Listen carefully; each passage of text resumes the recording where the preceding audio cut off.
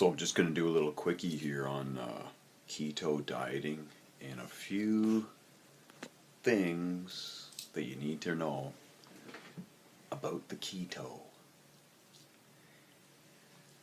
Yes, it's a high fat, low carbohydrate diet. You can't eat as much fibrous carbohydrates as you want. That means there's no sugar in them. They're just fiber. That's your green veggies, your brassicas, and stuff like kale, kelp, all that kind of good greenness. You can't get too much of that stuff.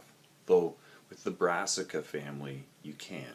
You can actually chelate stuff out of your body by having too much of specific greens, like kale. If kale is the only greens that you're eating, then you definitely don't know what you're doing. So the other thing is, it doesn't give you free rein to eat an unlimited amount of fat. It's still caloric value, and while it takes a lot more fat to actually get stored as fat if you eat a ton of it, what you'll find is if you're doing a proper keto diet, you'll also be living in a area that is far above the equatorial latitude. So here in Toronto, Ontario, Canada, a keto diet in the winter is actually perfectly optimal. But now you got to remember that the natives here, they didn't sit down to a smorgasbord of fat. They still had a limited amount, because if they caught one animal, it got shared between everybody, and there was like a hierarchy. Those that were in need of more energy, the hunters gathered, all that kind of stuff, they preferentially got the parts of the animal that actually gave them more energy. And they got their energy properly because 2/3 of their energy came from being out in nature, sunlight on their eyes, creating electrons, which drive the electron transport chain that make more ATP, that fold and unfold protein. And protein is only a very minimal amount of what you actually need to intake. It's so small. The vast majority of people that are intaking protein supplements are taking way too much, and it's because it's an amazing money maker. If you knew the markup on a 2.2 pound tub of protein, you'd know why the supplement industry pushes it so hard. So while you're doing your keto diet, you definitely don't eat more calories than what you were before just because you're going low carb, right? You just don't. So that's lesson number one.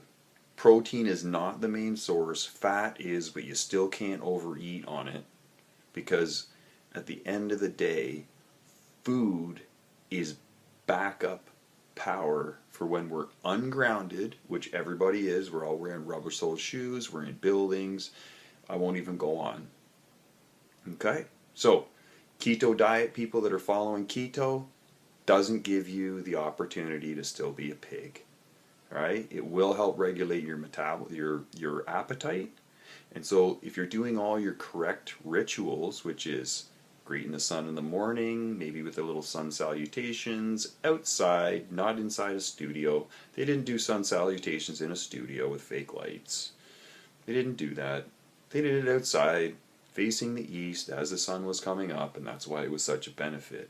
The flexibility and everything from the practice was a bonus, but the programming they're getting from the sun and the AM sunlight was the key in passively collecting electrons so that they can get a good energy charge at the beginning of their day, get all of their brain chemicals set up properly. That's dopamine and melatonin predominantly, produced in the eye, the majority, under AM sunlight. If you're not doing these practices, your diet, as it is just going to be a diet. Then you're going to stop it, and you're going to gain back all the weight, because the base underlying rituals are not there. And that's what we all have a problem with, and usually why I don't work with anybody anymore, because they just want a quick fix and they really have no desire to change. Just physically, they just want to look better. And by the way, losing body fat, that doesn't make you healthier.